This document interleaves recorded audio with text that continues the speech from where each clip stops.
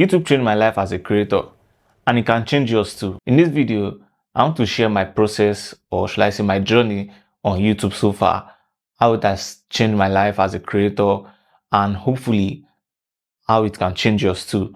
Because I hope this video will be like a final push you need to start a YouTube channel, or maybe it's been on your mind all this while and you've been on the fence on whether I should start, or I hope this video will help you make that final decision on starting your own YouTube channel. 3 years ago, I started this YouTube channel and I only posted one video on this channel because I think I wasn't ready then, but I just wanted to experience, or should I say explore, what YouTube meant at that time.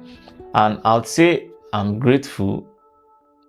I don't know, but I think I've grown since then, 3 years ago, and I have more knowledge and more experience to share.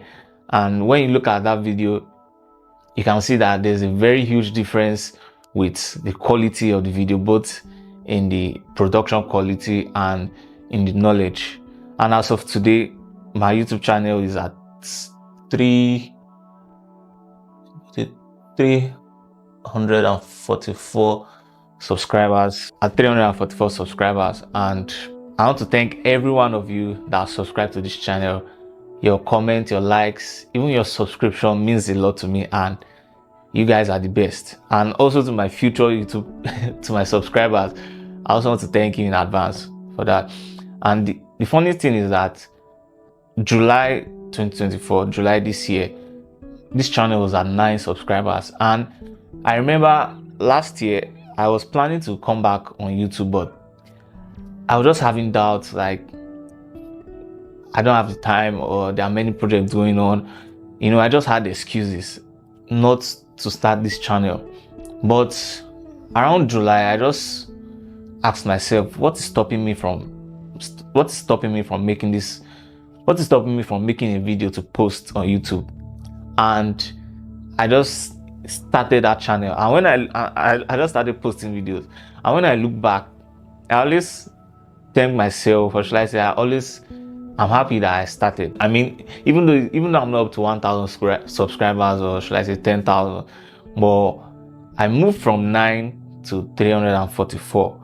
And I just think to myself, if I didn't press that record button, if I didn't upload the video, I'll still be at 9 subscribers. And because even the 9 subscribers were my family and friends when I first made when I made the first video in 2021. So I just want you to forget all those excuses. I mean, yes, they are valid, but if this is something you really want, just press the record button and just start.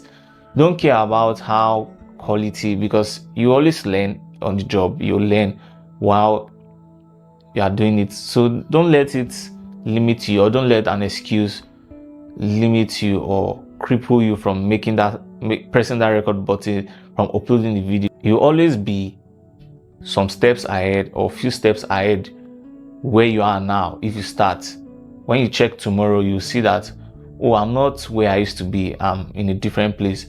Even if you're not at your ideal, you're not in your ideal position, you'll be way closer to it than if you didn't start at all. So you may be wondering, how has YouTube changed my life as a creator? Well, it has pushed me past my comfort zone, because all these years I've always been behind the camera, making videos, taking pictures, but I rarely come in front of the camera. And I know some people have this natural gift of being, confident in front of the camera, but it can be a little weird where you're sitting in a room and you're just facing the camera and you're just talking and no one is there. So it has helped me to become more confident in expressing myself, because if you check my earlier videos, you see that there was this particular word I like to use, and that word is like. I always use like, or I always repeated a particular word because I was not confident in how to express myself. And I think it's a skill that you develop. When you do something once and you repeat the process, it becomes way easier for you. So starting this YouTube channel and consistently uploading has made me feel more confident in front of the camera. I can express myself way better, and it's just way easier, and it feels more natural to me to be able to talk on camera and share my knowledge. So that's one of the ways YouTube has changed my life as a creator, because I think you don't need to necessarily, I think being a creator, it can be in two ways. It can be in front and behind the camera, and there's no problem if you want to choose one. It's not a necessity that you have to be either in front or behind. It just depends on where you want to grow, because I've always wanted to be able to talk in front of the camera without using a script or a teleprompter, because I think that is a goal of mine that I want. So for you, starting a YouTube channel can maybe, because I've been, should I say, I'm comfortable with editing and lighting and all those kind of stuff. So maybe yours is, you're not really good at editing, or you don't really understand lighting. So YouTube can help you push past that comfort zone, because you need to upgrade the production value of your video. So you learn how to light properly. By the way, I have a lighting video here if that is something you need, and you just learn how to do all these things on the job.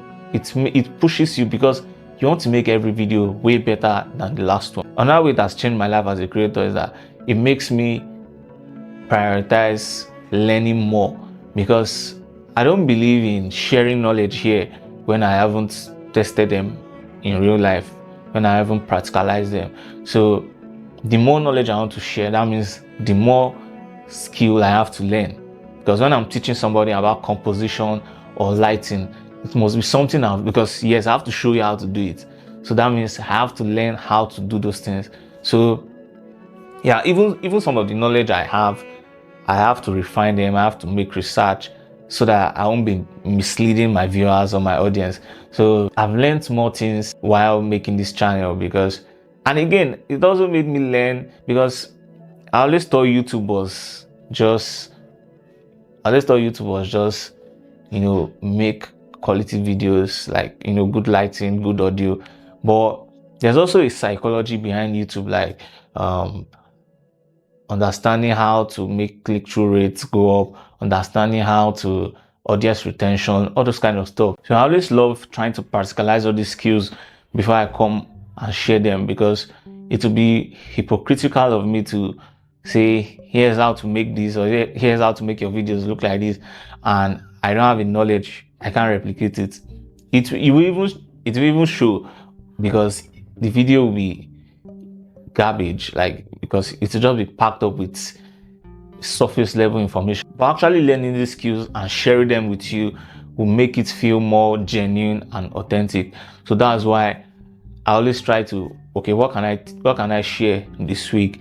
And I try to, if it's something that I'm not really familiar with, I try to get myself familiar with it. If it's an editing technique, if it's a composition technique, I always try to share things I've done. And that means the more things I want to share, the more things I have to learn.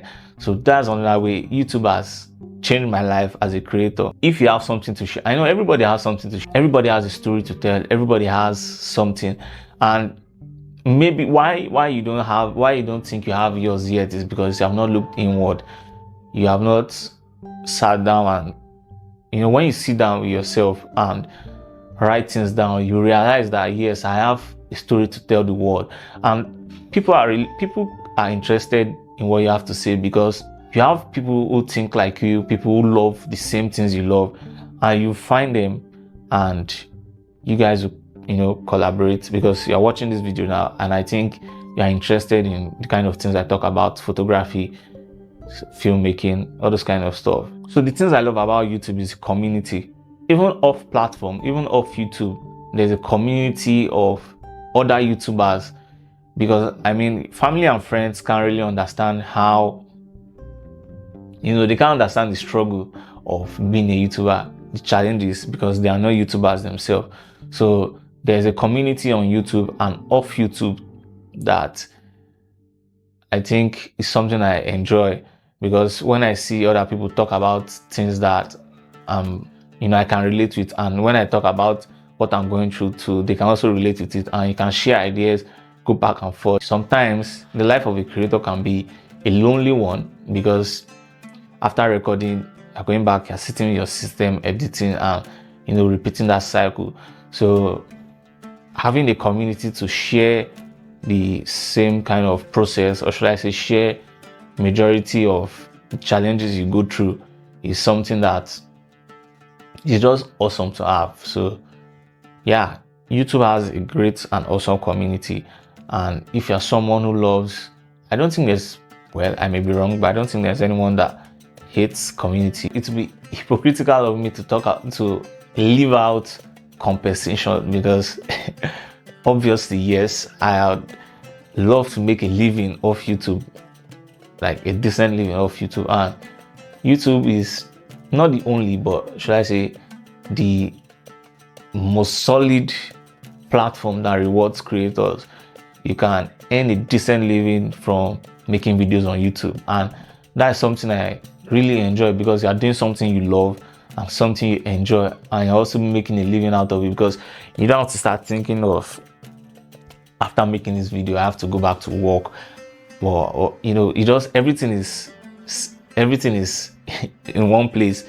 You're making a living, is your job, is what you love, and everything all together. So that's part of the things I love about YouTube. You can make a decent living being a YouTuber, and this is not something that is far-fetched, because I've seen multiple YouTubers making a living of doing what they love, and that is something I also want, and that is something I'm willing to work towards. Now, after talking about all these things, there are challenges that YouTubers face, and I think one that isn't really mentioned is getting obsessed with numbers. Because I don't know, I'm not a big creator here, but I think even as a small creator, there's sometimes where I check my YouTube studio more than 20 times more than 20 times a day, because after I make a video, you're trying to check what's the view, what is the audience retention, how many subscribers, so, and it's easy to get. Yes, you should pay attention to them, because these metrics are like signals that will help you to optimize your videos. But you can easily fall into the trap of getting obsessed, and when your video doesn't perform well, and you begin to feel sad and discouraged that, well, I don't think I'm succeeding on YouTube, so let me just leave. And that is a wrong approach to go with YouTube. Every time I get the comments that, oh, this video helped, I really feel fulfilled that my videos helped someone. Definitely, as humans, we will definitely feel bad, or feel kind of way, when our expectations are not met. Maybe you put in time and effort into making this video, and when you release the video, it didn't perform as well. But don't fall into that trap. Don't fall into the trap of allowing numbers to dictate the success of a video, because I think the overall goal is to be able to impact somebody, or inspire somebody, or educate somebody. Your videos can make somebody's life way more easier, because there are some times where I'm facing challenges with a software or with a skill, and I just search it on YouTube and a random creator that I don't know from anywhere would just make my life easier. So that person may feel like, this video didn't perform well, but it just made my life easy.